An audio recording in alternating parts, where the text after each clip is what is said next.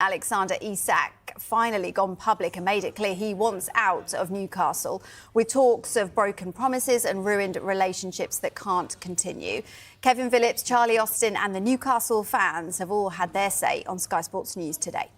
Seeing the way that he's behaved this summer, it just smacks of desperation. And Newcastle fans are furious about this. They absolutely are, because he has completely let the fans down. He's completely let the players down. And just as importantly, he's let the manager down. And just to talk about that statement really quickly, the one thing that you hadn't mentioned at all in that statement was the fans. I want him gone. I believe he's gone about it the wrong way, because his legacy at Newcastle now is gone.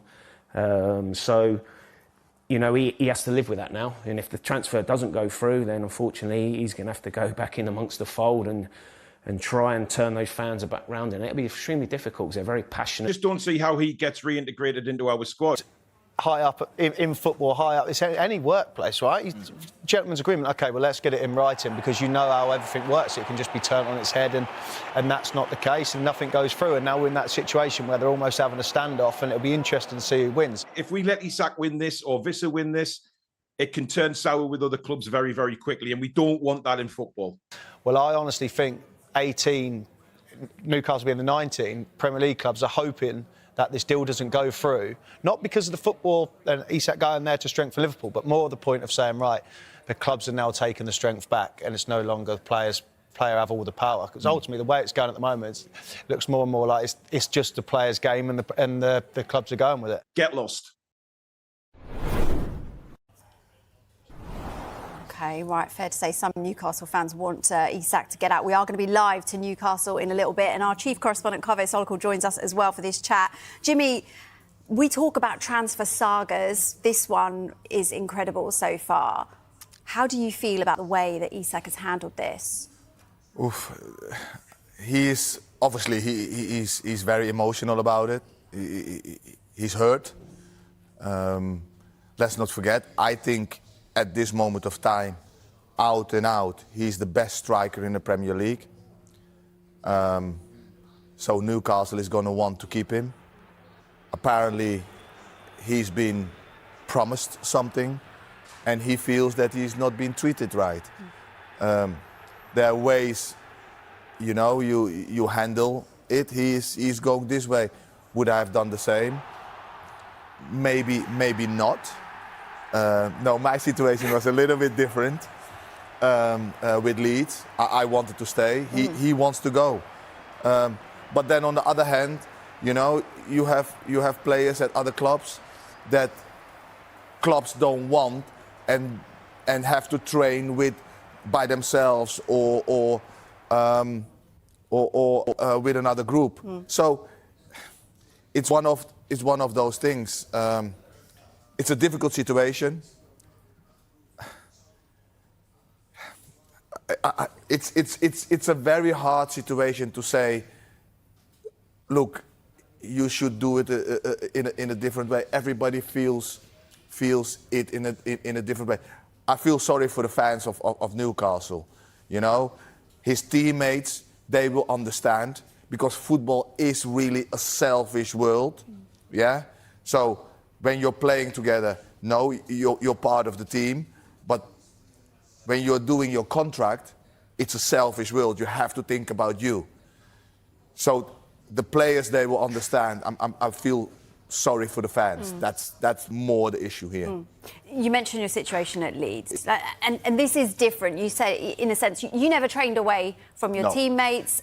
Like you say, you wanted to stay at Leeds, but there are some parallels as well. You know, you go from the cult hero to your fans saying that you're greedy. That must be really difficult for you. You must know how Isak is feeling at the moment. Yeah, look, I don't know his motives, but my motive was I wanted to sign for Leeds. We didn't agree on a contract. I had 2 years left. I said, okay, then I'll stay and play for the same contract that I have. They didn't want me to stay, because obviously then my value goes down, because then I would have 1 year left. And I said, okay, well, I only sign if you give me X. and this in my contract. We couldn't get an agreement. And other clubs came in for me, and I was willing to go to another club. But then they played it really well in the public, you know, and made me look like I was the greedy one, or I wanted to go, and it was all my fault. And there was a period that I couldn't walk over the street by myself. You know, it was in my car training, in my car back home. I had people in front of my house. So yeah, that part is not nice. But as what we were saying before, there is always a little bit of drama in a whole career, and that was my drama. It wasn't nice. But you get stronger and you move on. And luckily I went to a magnificent club and did well, and came back to England and did even better. So end of the day, they missed out. There's a lot of detail about your transfer in the Transfer 360 programme and interview that you did. Let's just hear a little bit of it now.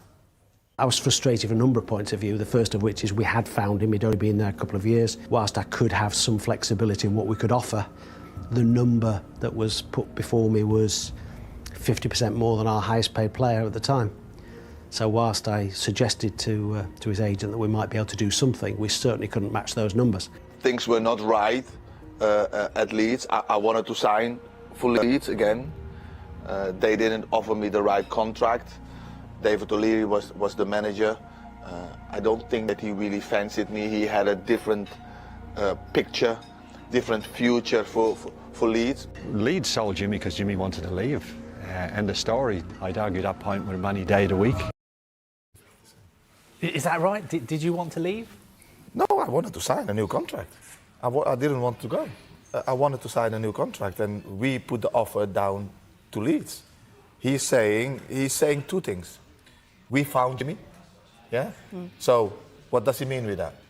So because you found me, does that mean you own me? Yeah? So I have no say.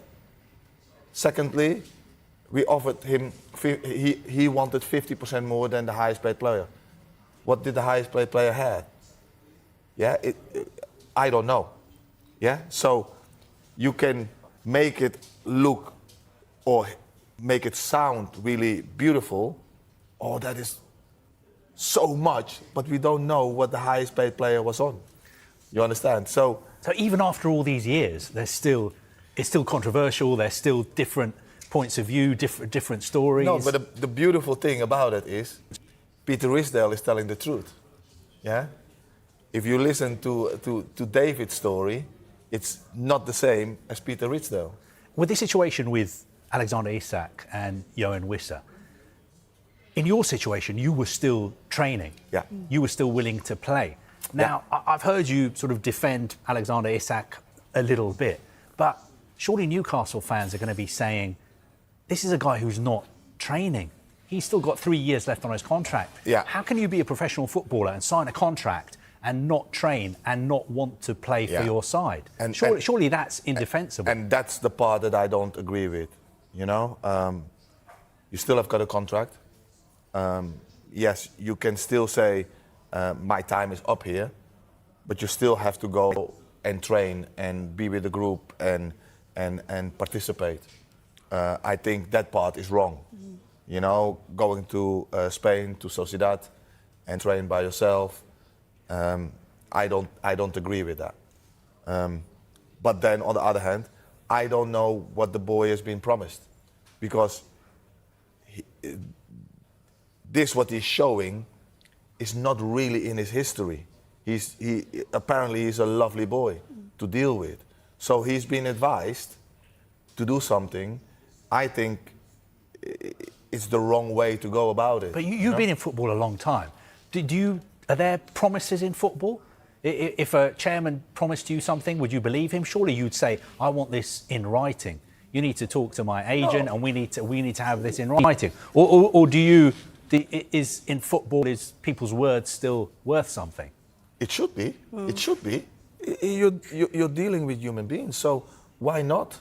Why does it have to be such a bad world? You come into a grey area where Newcastle say we didn't promise him anything. Yeah, you're coming in your grey area. But why would you do that to your best player? Why? Why would you say that to your best player and he goes out there and perform how he has performed last year and got you into the Champions League and then say what you're saying now? But then why, as a player, if you've got 3 years left on your contract and you play for a club as big as Newcastle United, you've got into the Champions League, you've won a trophy, why would you refuse to play for them? When you know what the reaction is going to be from those supporters. Yeah, and obviously he doesn't care. Even if he gets his move to Liverpool, will it have been worth it doing it this way? Well, apparently yes, because he's a Liverpool fan. He wants to go to Liverpool. He's not training. So all his actions are showing that he wants to do whatever it takes to get to Liverpool. You know, rightly or wrongly. Yeah, we agree with it or not. He wants to go to Liverpool. And he's saying the only club that I'm going is that one. At the same time, Johan Wissa only wants to go to Newcastle United. You saw yesterday he'd deleted all mention of Brentford from his social media. Obviously, in your playing days, there was no social media. What did you make of that? Do you think that's any point doing something like that? He's making a statement, isn't he? He's making a statement, exactly. But Newcastle is willing to take Wissa. Yeah? And Wissa is doing exactly the same what Isak is doing. But I think Wissa is training, and he's turning up to the training. Now. He's turning up to the training ground. He's training now. He didn't used to train. He refused to play. I think his representatives would say that he's always made himself available to play, and he's behaved himself, because if he hadn't behaved himself, then Brentford would have fined him, and they haven't done that. So all he's doing is just saying, look, I was promised that I would be able to go to Newcastle, and you are not. Liverpool transfer news. Alexander Isak finds new hope as red-sanction Anfield. Exit. Alexander Isak to Liverpool remains the talk of the transfer window depth site, Newcastle's apparent unwillingness to do business, while Arne Slot could still see more changes to his squad in the coming days. Liverpool have enjoyed a relentless transfer window thus far. After kicking the summer off with Trent Alexander-Arnold's exit, the Reds moved quickly to transform Arne Slot's squad in his second summer in charge. Figures such as Florian Wirtz and Milos Kerkez have arrived, while Anfield has said farewell to Darwin Núñez and Luis Diaz. There has been significant change as Liverpool set out to retain their title, but the final week or so is set to be dominated by Alexander Isak, with Slot's team even set to face Newcastle in that time. The Reds remain ready to make an offer, but have yet to be encouraged to do so by Newcastle. As explained to Alex and his representatives, we must always take into consideration the best interests of Newcastle United, the team and our supporters, in all decisions, and we have been clear that the conditions of a sale this summer have not transpired, said Newcastle in a statement following Isak speaking out. We do not foresee those conditions being met. With that said, Mirror Football takes a look at the latest transfer news and rumors. Isak opportunity. It appeared as if Newcastle held all the cards in the Alexander Isak saga, but that could all be different next summer. There are still 3 years remaining on the Swedes' contract at St. James's Park, but if Liverpool can wait another season, they will have a fine opportunity to get their man. That is because of the Lassana Diarra verdict and the interim changes to Article 17 of FIFA's regulations on the transfer and status of players. This would allow Isak to move without the say-so of his club in a manner more similar to an everyday employee, per ESPN. Article 17 can be invoked within 15 days of the final match of the season by players who have fulfilled 3 years under contract at a club. It would allow Isak to depart in a unilateral breach of contract, and Newcastle would still be entitled to compensation. That figure would be an uncertain one, decided by the dispute resolution chamber of FIFA's football tribunal if clubs can't come to an agreement.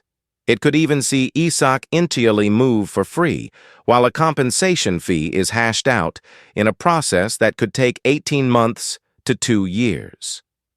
Reds exit Liverpool youngster Lewis Kumas is the latest player set for a permanent exit from Anfield. The 19-year-old is being chased by Birmingham City and Wrexham after a successful spell on loan with Stoke City last season, per Liverpool.com.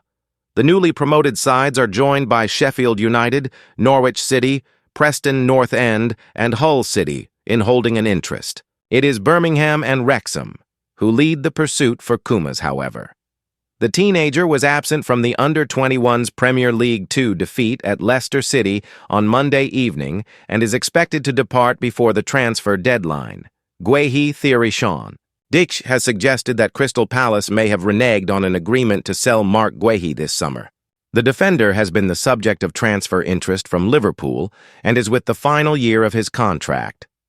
Speaking on the No Tippy Tappy Football podcast, Deitch said, "When you make a lot of signings, you do the agreement for their contract, but we'll sort out a gentleman's agreement where we say we'll honor the player with an agreement off the record.